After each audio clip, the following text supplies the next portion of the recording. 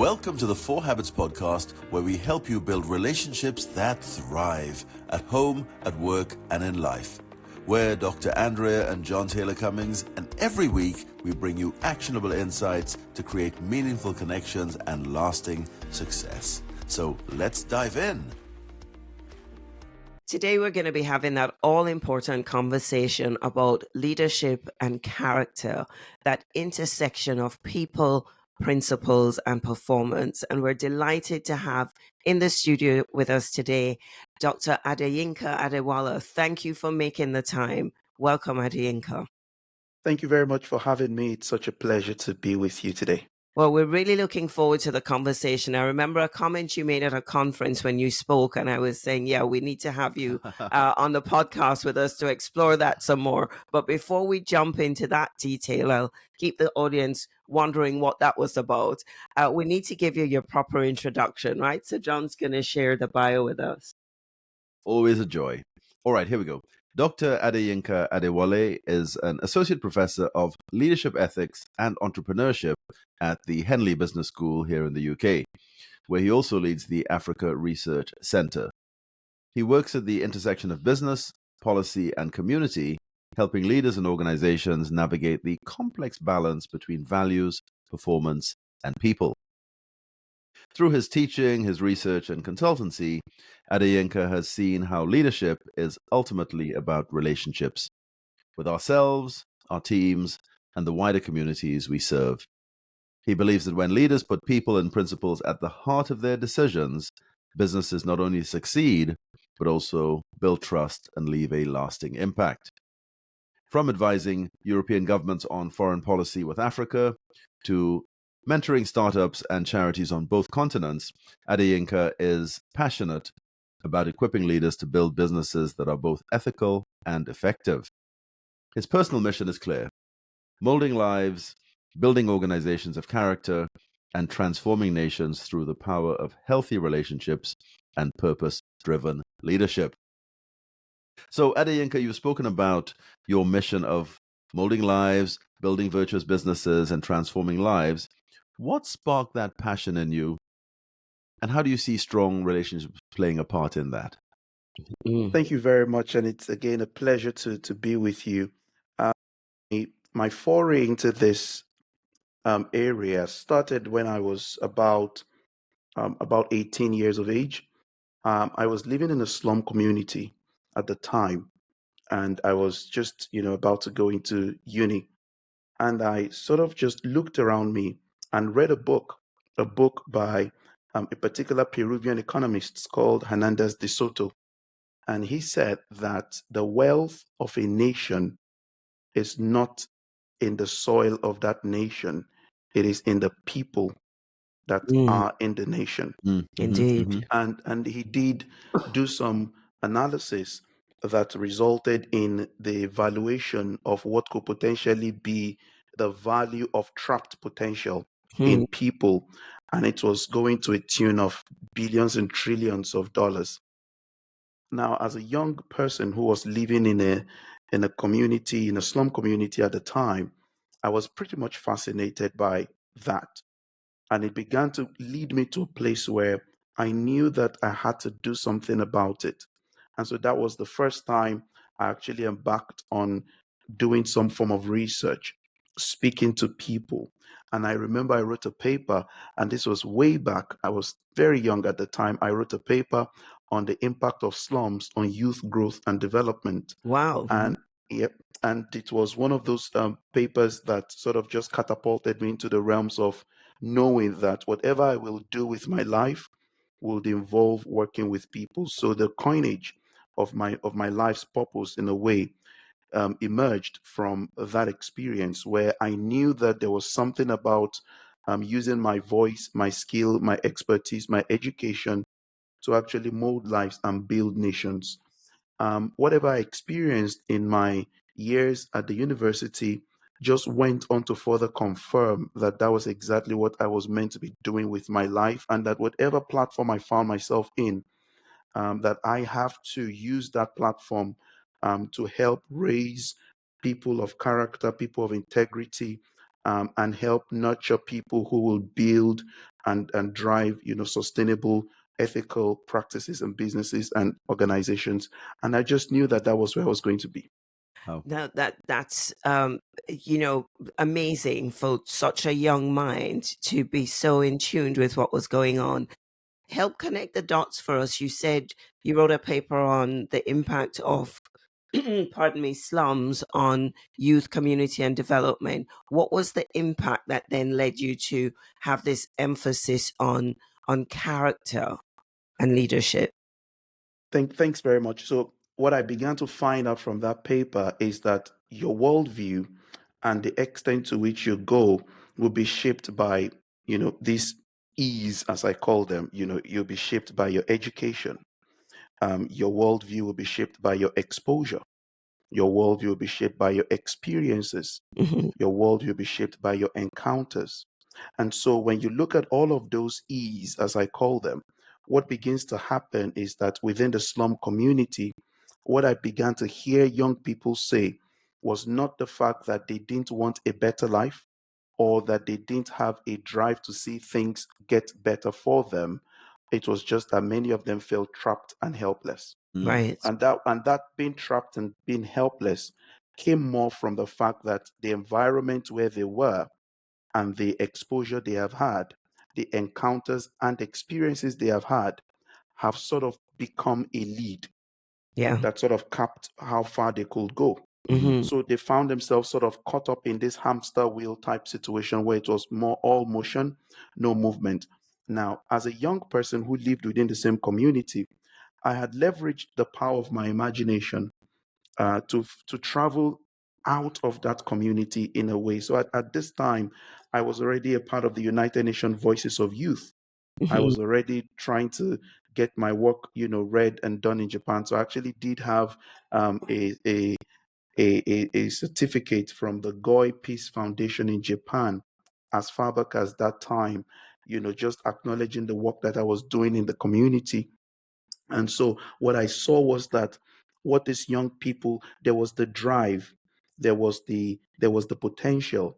And the power of potential is who you can become but haven't yet become. Yeah. So I could see these people, I saw them not through the lens of their challenges, but through the lens of their potential. Hmm. And every human being just wants somebody who believes in them. If you can find somebody who believes in you, who is willing to invest in that belief, you can rise above any limitation. And it was at that intersection that I knew that if I could, invest in believing in these young minds. So I began to go to schools. I began to speak to young people in schools. If Hmm. I could invest in that belief by talking to them, by showing them what was possible, they will see things different. And that was what I began to see. A lot of young people that I had interactions with just began to break free from the mindset that Hmm. had been conditioned by the environment. And they began to see possibilities. And the moment you break the mindset that is constraining you and you cross over into the realms of possibilities, your environment stops being a limit. It starts to become an enabler. So you stop framing the challenges as problems, you start to frame them as opportunities. Hmm. And that's the point where things just change for people. Amazing. And I can absolutely see how just shifting the mindset and helping young people believe in the art of the possible. How does how does ethics and character influence that? And the whole importance of leadership, modeling integrity and character in the way that they work. How does that come into the conversation?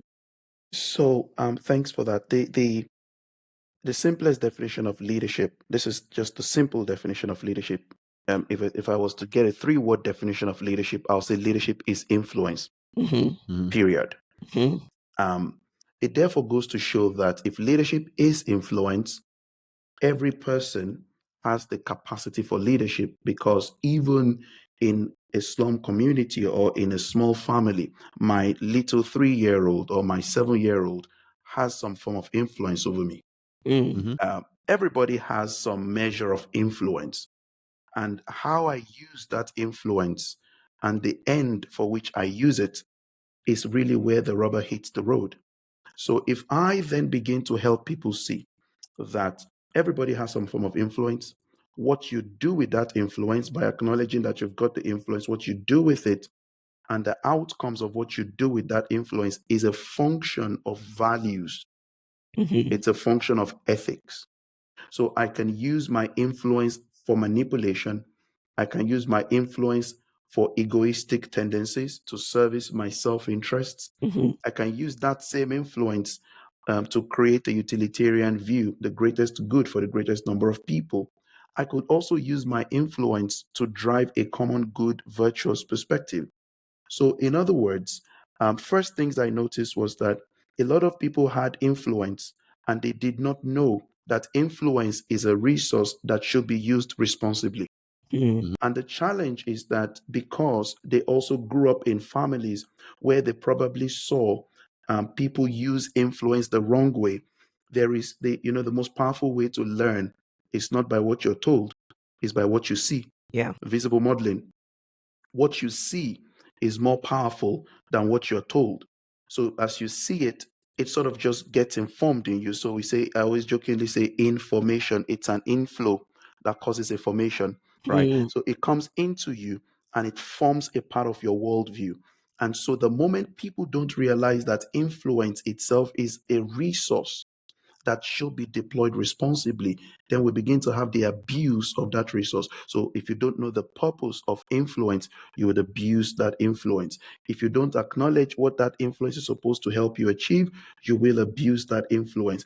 Everybody's got influence. So the values there, the value system that you hold is what begins to help you show a sense of responsible deployment of influence.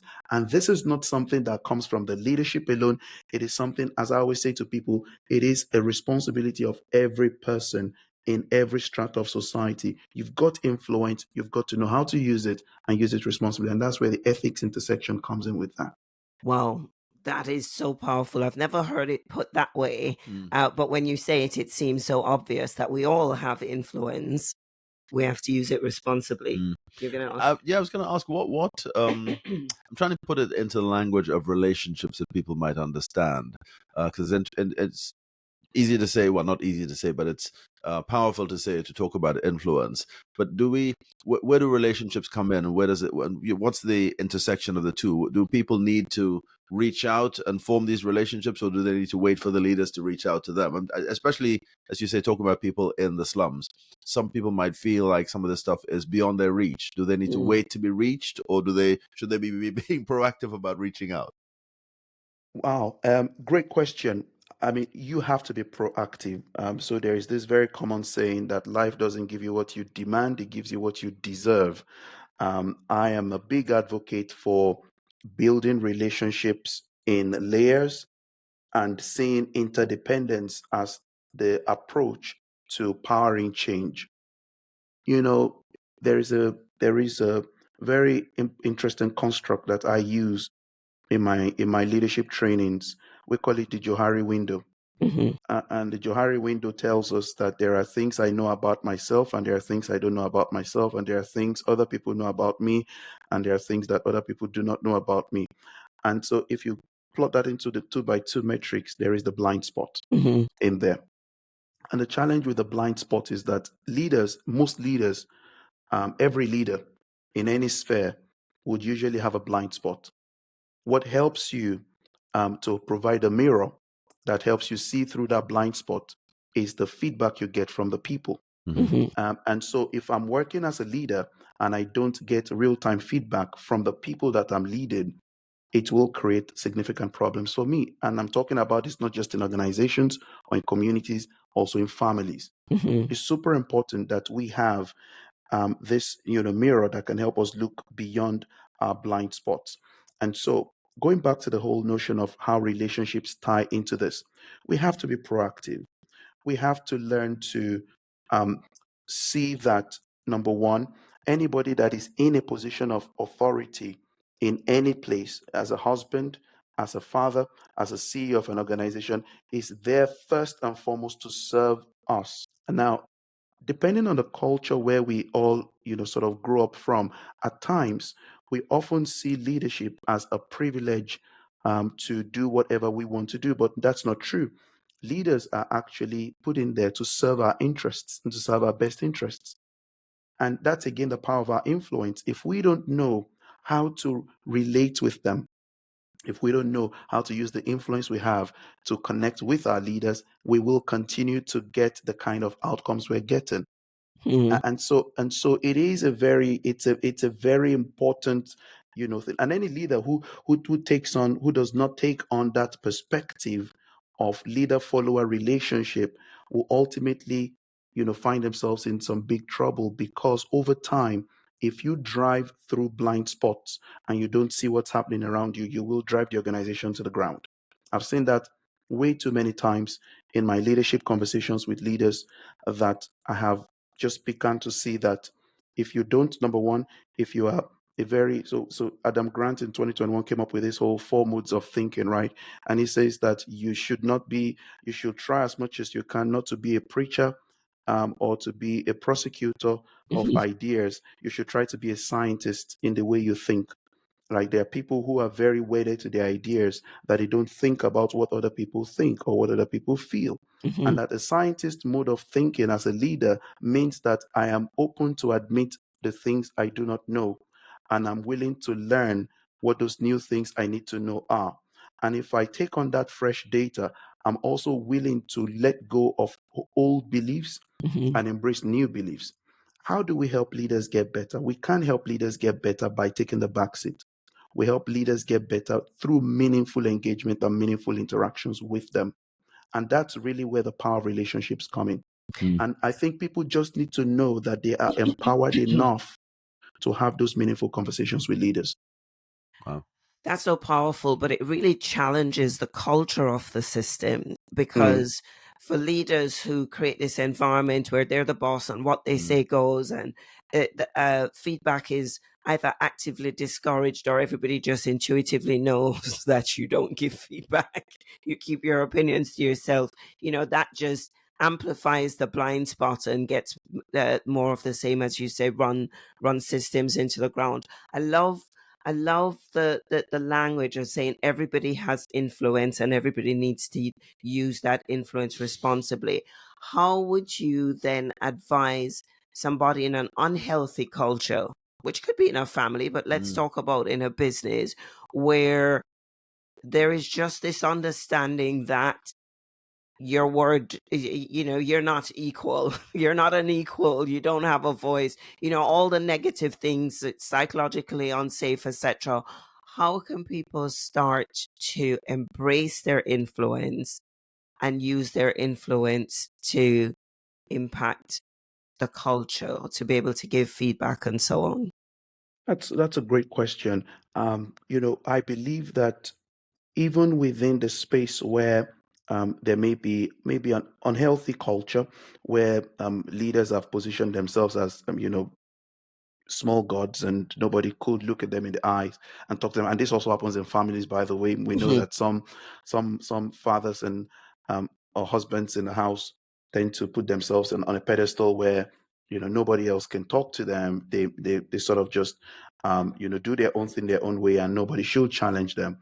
The power of learning how to use your influence and lead upwards is very critical. Mhm. Now, I always advise people that first, you can't influence if you don't connect. Mm. And finding a point of connection has to be done very cleverly. Um, you know, if I wanted to influence a leader who is possibly behaving in a particular way, one of the things I learned in my own journey is that every leader has a story. Mhm. I'll give you an example. There was a particular leader that I was working with at some point, and they were very military, almost like in their approach. Now I know that that's the word to use. They didn't take any no for answers. They were very, in fact, it was borderline, very pushy, toxic. Everything was just, how I say it is what I need you to do, and all of that. And so, in a little gathering, little hubble, one day, there was a little question that was thrown out there, and the question was, who loved you into existence? Tell us your story. And then we began to hear the story of how that he was neglected as a child, taken to a military school as a young chap, and he never really got to know his parents. And so everything is always known as being the military life. And then he sort of now, made a name for himself. And so when he told us all that story, what happened in that moment was that you can begin to see where dysfunction comes from by allowing yourself to explore this sort of intricate intimacies. Now, in that instance, immediately became clear to us what was going on. So I could then make sense of why this person behaved the way they behaved. And the power of that conversation was also in the fact that we can coach leaders, we just don't know how to do it. Coaching people is not in any way trying to instruct them, it is inviting them to reflect. And when you invite people to reflect, it can bring transformation in their practices. And so the other side of it was with this particular leader was that the question then went on from who loved you into existence to what do you think the impact of that is on the people that you lead? Wow. And then it was more or less like, I never really thought about that. I just thought, I could get things done and I just wanted people to listen to me, and nobody who did listen to me was not doing what I told them to do. I just want people to listen to me. And so the question became, what do you think is the influence of your leadership on other people? And so that became the point of entry. Every difficult relationship, there will always be some form of point of entry. It may not be straightforward, but it comes with time. But I've always known that connection precedes influence in transforming people and bringing people feedback on their leadership, particularly when they're not open to it. Finding those ways to just be human again is so important. I've never, and this is something that I put out as with a bit of my own notion. I have never found a leader who turned down an opportunity to tell me their story when I was genuinely interested in it. And that's so powerful for relationships in general, isn't it? To Indeed. just because everybody loves telling their own story. And if we just got better at exchanging stories, we would create much more understanding. I want to take a right turn because there's so many directions we could go in. But I want to go to the comment you made that had me, that really got my attention at the conference, where you said, I don't remember the words you used, but basically there's something that's happening in organizations that cause us to compromise our character in a way. So we end up being two different levels of integrity, one in the workplace and one at home. I want to explore that with you because that's so important to this whole conversation. How do we stay congruent? What's happening in the workplace that challenges, that causes us to be less, have less character, less morals, less ethics than we would outside of the workplace? Yeah, that's a great one. So one of the findings from my research way back in 2016 was on the fact that we tend to behave more morally at home than we do at work.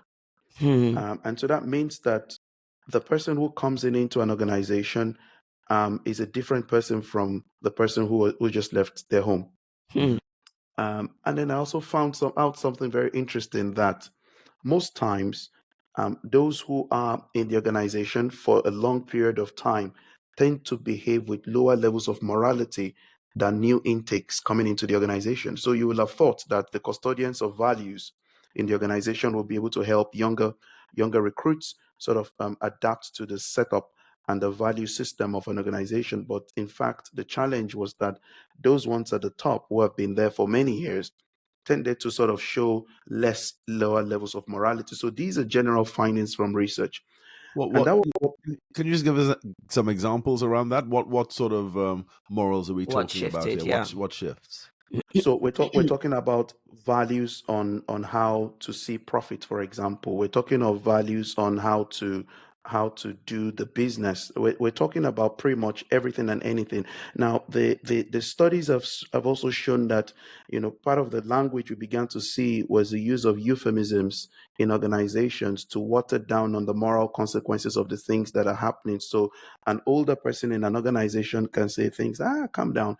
It is what it is. But it is what it is means that a younger person is coming in and they're probably saying something that isn't right. You would expect that somebody who is more mature in the organization will sort of step up and deal with it and provide sort of moral clarity, but they are also using euphemism to sort of mask or to water down the moral intensity of that particular issue, maybe to save face, maybe to save the organization. There's so many sort of narratives around that. So we could look at reputation, we could look at impact on bottom line. There's so many different drivers that could affect this sort of behavior as we get to see it. And so what then began to happen was I then was asking a question: how can organizations make good people do bad things? Because I don't think anybody inherently wants to go into an organization to end up in jail. I don't think that's the case. I don't think we go to work and want to end up becoming the villain on the front pages of a newspaper, um, being itemized for some of fraud, scam, or something very dangerous. So the question is, what really happens to us in organizations that leaves us in a state where we begin to operate on double standards? And one of my findings on that was that there's a strong difference between doing things right and doing the right things. So doing things right is what the organization prescribes, maybe through standard operating procedures. You have done things right. But the question is, even though you've done things right, have you done the right thing? Now, have you done the right thing is a function of your own values as an individual. It is now a function of whether your own moral belief can make you sleep at night based on the decision that you took, even though you did it according to the books, the rules of the organization. My finding was then the fact that many people often outsource. So first of all, they conflate the fact that doing things right equals doing the right thing. Right. That's the first thing. But that's not true. Because if we work with that sort of what I call the moral fallacy, if we work with that moral fallacy, the problem then becomes that I become disengaged from sort of owning the moral consequences of the decisions that I take on the job. So I can say things like, well, I did that because that's how the rule book says we should do it. Yeah. And I think I'm okay because I've done it. But the other side of it is that if I detach both of them, I then become a morally responsible agent in the equation of things. So yes, I'm trying to do things right, but I'm also constantly searching myself and asking, am I doing the right things? Am I doing the right thing? So am I doing things in accordance to what I will call my own moral belief system? So I did use a particular framework, a very interesting framework that started off in 1932 in France and then came up and landed on the desk of a particular professor in Harvard in the 60s called Lawrence Kohlberg. And he said that we usually have these three levels of thinking: the pre-conventional, conventional, and post-conventional levels of thinking. Now, what he found was that at the pre-conventional level of reasoning, a lot of people reason on the basis of reward and punishment. We call it the carrot on the stick approach, almost like as if it is how we relate with our children in the house sometimes. It's almost like a carrot on the stick approach for a young child, a 3-year-old, a 4-year-old. If you do this, I'll give you that. And that's one level of moral development. We call it cognitive moral development. Now, he goes on to say that there is another level we call the conventional level. At that level, almost like what you'll find in teenagers, they're conformists. They tend to want to go with the flow. They want to copy their friends. They want to copy culture. They just want to go do whatever they want to do. And the shocking finding was that most employees and managers in any organization always reason at the conventional level. Yeah. I also did that experiment again with senior leadership across many organizations and found it to be true that you hardly find somebody who is willing to rise above the status quo and actually challenge norms and systems. Everybody just wants to be seen as as the good person who is sort of maintaining that status quo. So we are conformists, Yeah. by default in organizations. But then Kohlberg says that there is a higher level, which is the post-conventional level. And at that level, what you're doing is you are embracing higher order values, like maybe justice, or maybe if you're a person of faith, you're taking your Judeo-Christian perspective, you are adding it into your belief system, and you are using it as a framework to analyze and to consciously make decisions. So I will not put my signature on something that, for instance, will result into the death of many people. I will try my best to, do things properly. Now, that at that level, he then goes on to say that very, very few people ever attain that level in organizations. So that tells me that it's either we, one, have conflated what doing things right and doing right things mean. Two, we have outsourced our moral agency to organizations and assume that organizations provide us with the moral decency to do the things we need to do properly, and we are not taking responsibility for it. And the third question is, do we really have organizations that empower us to take the responsibility for the decisions that we take? And that's really where the problem is. Wow, there's some really big questions in there. Go on. Very big questions, but I want to bring it down to a practical example, because we've seen in our experiences sometimes people have a different view on what the right thing to do is. And then it becomes a moral dilemma. So I'll give you one example. There's a colleague that we had way back in the day in a business that we ran, who this was back in the days when I suppose in the university some of this still exists, but people would go to libraries to actually take out physical books and have reference section and so on. Anyway, the reference books were all very clearly marked for reference only, not to be taken out of the library. This one colleague came back to the office with this reference book. Who said, how did you take that out of the library? And he was quite pleased with the fact that he'd managed to be able to sneak it out so he could have the reference copy there and use it. And in his mindset, that was a good thing to be able to do, because that was an achievement. It was an achievement because now he could use this book and get the information that he needed in the comfort of his desk, etc. We said, but hang on, it's a reference copy. You're not supposed to take it out. So I guess what we did was we challenged or questioned his integrity at that point. And his response was, integrity means different things to different people. We're like, okay, well, this is very interesting. This is where we part company. So how do you manage situations like that, where there's clearly a different understanding of what the right thing to do is? That's a great example and scenario you've given. So I think it takes us into some of these moral philosophical conversations on what I call absolutes versus the relatives. I think in my own view, that there are absolutes to things. So take integrity, for example. Integrity is from the root word integer. It means a whole number. And so integrity is always the case of wherever I am here is wherever I will be here, there, here, and everywhere else, right? And so what the person has done, if we were to frame it without using euphemisms, they've stolen the book. Let's call it what it is. So let's not try to say you snuck it out. So you see, this is where the power of language comes in.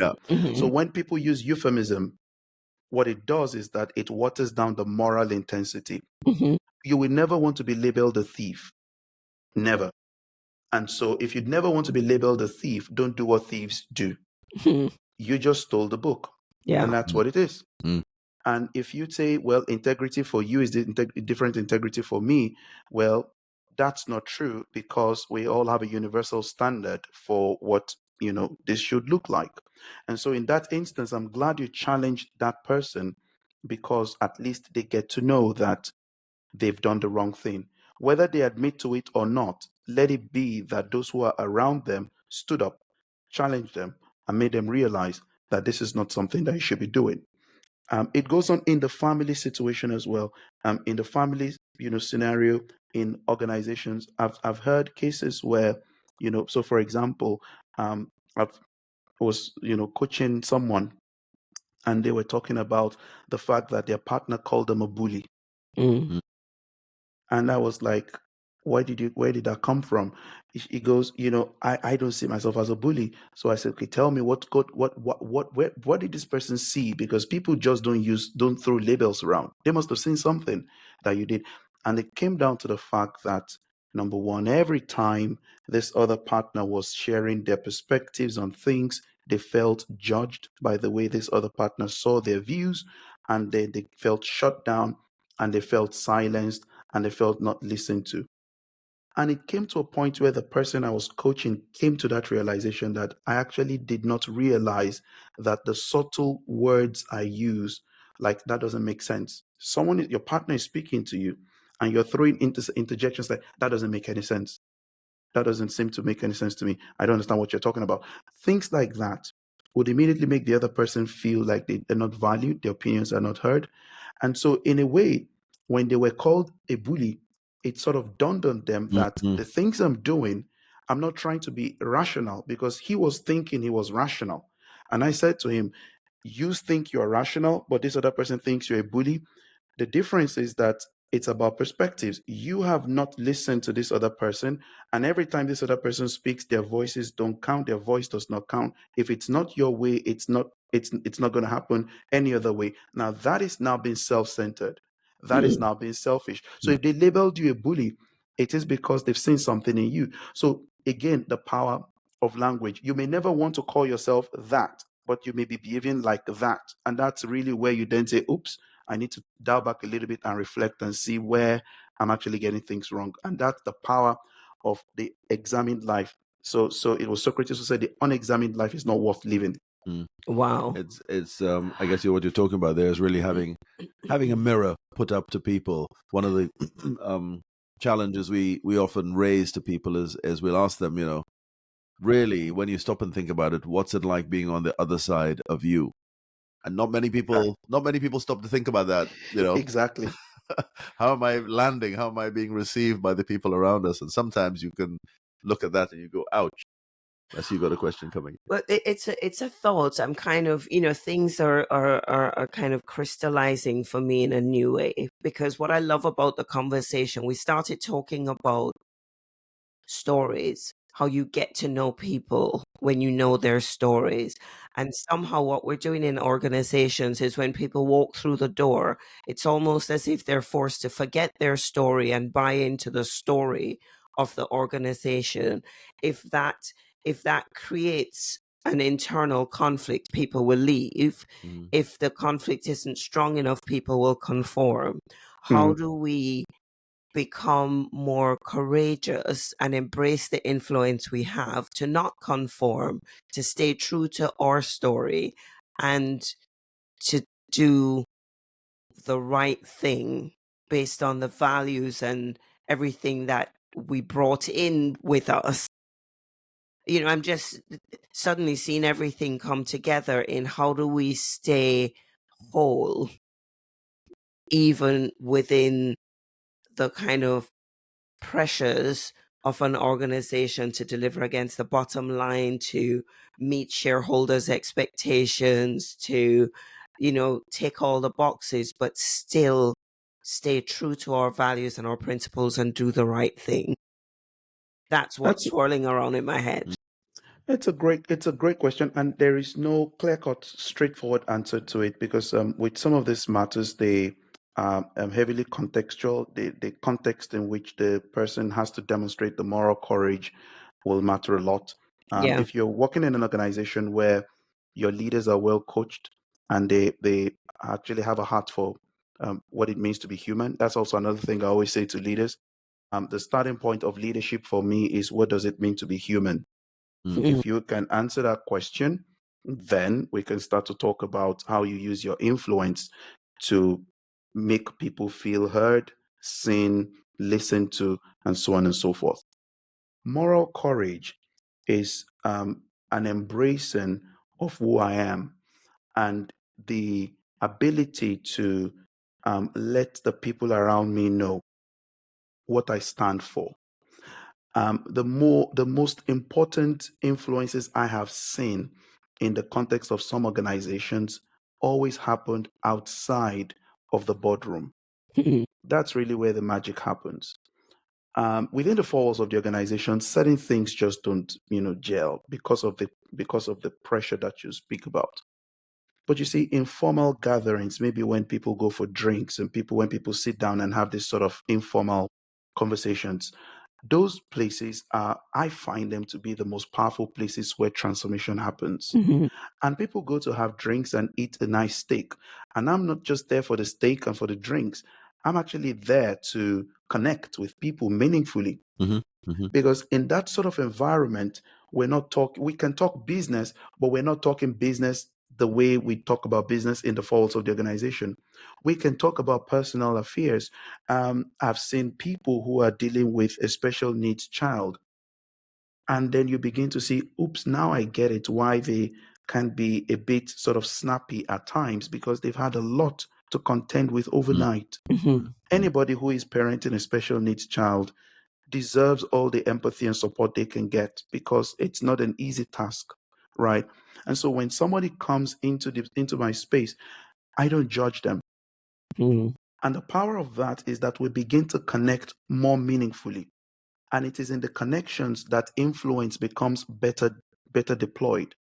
And now with courage, with moral courage, it then helps us accept each other more. And that's why I say that it depends on the context. If it is a massive organization where none of these things really matters, no one really cares about what you're doing, everybody just sort of does their own thing, it's all about the bottom line, it's a little bit more difficult. So where the moral courage then becomes more powerful is that as an individual, you have the choice. And people say, well, I need the salary. I get it, but you also have a choice. Mhm. You have a choice to stay and lose yourself, Mhm. depending on the context, Mm. or you have the choice to leave and be free and happy. Mhm. Never place a price on your freedom. Mhm. Always value your freedom over everything else. I understand that we all have physiological needs, Mm-hmm. we all have monetary needs, economic needs. I get it. But I have come to learn that, and I say this to my friends, that the day I realize that the job I'm in is not allowing me, it's taking away the sense of me that I know, I will tender my resignation letter. Yeah. Mm-hmm. Wow. So powerful. There's so many insights, so many nuggets that you've shared. And one of the things I think that's really empowering is embracing your influence because you have it, Indeed. and using it responsibly. And also coaching as inviting people to reflect, because you can do that at any level in the organization. And when you know people's stories, you can be more patient or Mm. show more empathy and connect better, which is all about relationships, which we love to talk about, but inviting them to reflect on the impact they're having on others Yeah. brings relationships into its own powerful ground. You know, if this relationship is important to you, think about the impact that you're having. Or if being a leader is important to you, think about, just reflect on the impact you're having by the way you're behaving. Yeah. Those are two things that people can really hold on to and use to create change, I think. For sure. And I think that there is so much more that we could talk about, but I'm conscious of a little bit of time. What I did want to ask though is, before you go, is there one particular piece of advice that you've received, whether it's relationship advice, leadership advice, that you thought, wow, this has been the most impactful thing to me, that you would like to share with the audience as we wrap up? Yes, indeed. One of the most powerful relationship advice that I still put to practice till today is that for every person, we must know that the highest form of human intelligence is the ability to make an observation without passing an evaluation. Mm-hmm. Observation without evaluation. Okay. Without judgment, essentially. Absolutely. That's the highest form of human intelligence. And if I am in a relationship with somebody, as we all have relationships with our children, with our partners in organization, the moment I feel judged, I put up a defense. Yeah. Mm-hmm. And that's why our words are not crossing over, because it's hitting the wall, because I feel judged by you. So rather than telling you you are not, you are lazy, rather than calling you lazy, which is having made an evaluation, I can make an observation. I have observed that you are not picking up on the things that we've agreed you will do. Is everything okay? Is there a way I can help you? Mm. That is a better way than labels. You are very lazy. The moment I hear lazy, I shut the door. I start an argument because you Mm. just judged me. So the ability to make an observation without making an evaluation is the highest form of human intelligence. And the moment we embrace that reality and start to practice it, goodness me, I've seen this work like a miracle in my relationships with people. I've spoken to leaders, and I know how to coach leaders, people who are above me. I coach them. I noticed when you were speaking, sir, that you did X, Y, Z, A, B, C, D, E. I was like, oh, well, and then they start to tell. But you can speak to someone else and say, I observed that you were fidgety. I've judged you. I've used the word fidget. And the moment people hear a judgmental word, something in them just, sort of it just triggers them and they Yeah. shut down. It happens in our homes. It happens with my children. It happens with everybody that I talk to. The moment I use an evaluative word, it results in arguments. If I use an observatory word, it invites analysis. So I So, always say, yeah, carry on. so just can you give us an example of that, just in that exact situation there? So you see somebody who judgment language, you would say, or evaluative language, you would say they were fidgeting. How would you? What language would you use to in an observatory way? What would you say? Okay, so I could say, for example, I noticed that you kept touching your hand constantly during that conversation. I noticed that you kept doing. So I was in a coaching conversation once, and it's a funny story. Coaching conversation once, and I was asking I said, "How are you doing?" And then he goes, "I'm okay. I'm doing absolutely well." I go, "Okay, beautiful." I always ask the question 3 times, "How are you doing?" Oh, I'm all right. I'm doing great. Looked at the body language, saw that the left leg was pattering under the table. And I asked the third time, and it was like, you know, I'm okay. Then I said, if your left leg could talk, what would it say?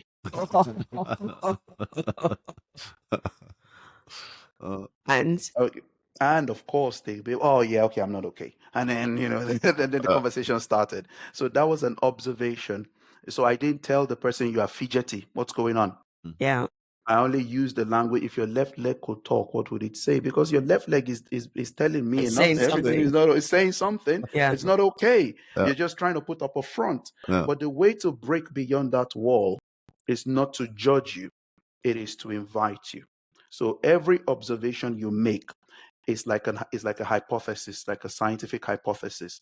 It invites data from the person you've made the observation to help you make sense of it. So you can then accept or reject it, but it provides that opportunity for conversation. And that's when people start to feel more valued and cherished in their relationships. Amazing. That is just so powerful. If we could observe more and judge less Hmm. and invite the stories to be exchanged, and we'd hear each other better and build stronger relationships, use our influence for good. Adeyinka, this has been, I knew it would be wonderful. I heard you speak at the leadership, what was it called again? Leadership with Character Conference, yeah. conference, Leadership for Flourishing. the Flourishing Conference. And I knew, you just have these sayings, these very impactful phrases that we're gonna have to listen to this again and make note, but definitely taking away, everybody has influence, we should use it responsibly, invite people to reflect whenever and observe rather than evaluate. Evaluate, So many absolutely. things to act on straight away. Highest. I mean, I'd love to have another conversation with you about, I'm from Jamaica. We're thinking about how can we help transform mindsets, especially in the communities where they're getting into gangs and into scams, seeing that as the way out rather than, lifting their vision. I'd love to have another conversation about you, but we're gonna have to bring you back for that one. It, I'd love to come back. Having done a lot of work with young people in the slum communities, again, this same principle I just shared with you is one of the most powerful principles of connecting with young people in the slums. To judge them as thieves, as scammers, as gang members, it just doesn't work. But when you connect with them, Mhm. you connect with their story, impact becomes possible. So I'll be glad to come back to have that conversation. And in the meantime, is there any resource, any information that you want us to share in the show notes if people wanted to explore any of these themes anymore, any further? I'm happy to connect with people. LinkedIn and X, if you have any of these accounts, you can connect with me on LinkedIn, on X. And if there's any of our listeners who would like to know more or would like to touch base with me, you can send me a message. I'll be more than delighted to hear from our wonderful listeners from across the globe. Amazing. And what about the book? When are you writing a book? Yep. The book I wrote recently was for a milestone 40th birthday, and that is it's targeted at any young person who just wants to. I call it the wisdom of 40 summers. Of 40 summers. There Okay. you I go. love it. I love it. But The that's wis- definitely one to look out for. the wisdom of 40 summers, stories of grace, grit, and growth, and everything I just did in there was just to reflect on everything that has happened from my background, my family, up until sort of where I am today, and across the way, the 40 wisdom keys that have guided me through those decisions and through those phases of life. You can catch that on Amazon. For anybody who is willing to buy a gift for a young person, and you want to encourage them, because I cover in the book a lot of the things, principles that powered the choices I made, how that the transformation that I began to see started the moment I took more responsibility and stopped blaming the people around me. So a lot of times people blame others and don't take responsibility. Yeah. And for me, the moment I began to take responsibility, things changed. And I grew up in a family that had its complexities, but also challenged with, be careful, that. And then it sort of just put me in this very tight corner where to trust became a difficult thing. I didn't even know how to step out to really explore life. And I just began to share in the book some of the principles that helped me through it. So if anyone is keen to have a little read of a book, it's a nice book, and you can catch that. You can get it on Amazon. It's an easy read. 40 Awesome. wisdom keys. Well, Wisdom of sounds like 40 summers. some Beautiful. Christmas presents sorted straight away. Lovely. Adeyinka, thank you so much for your time, for your wisdom, for your insights, for sharing so generously. As you say, maybe we have another conversation. There are so much more we could be talking about. But for now, to our listeners around the world, to you, firstly, thank you for being with us. To our listeners around the world, thanks for joining and listening in, dialing in yet again. We just keep getting fascinating insights. Yes. And It's so amazing. we're going to say goodbye to the audience, but if you could stay on for a few minutes, we forgot to say that earlier. But from us to our audience, thank you for being there. And for this session, it's a wrap. It's a wrap. Bye-bye. Thanks for tuning in to the 4 Habits podcast. Now, if today's episode resonated with you, share it with someone who needs to hear it. And don't forget, take our free relationship skills quiz at the4habits.com/skills quiz to start improving your relationships today. Hit subscribe and we'll see you next time.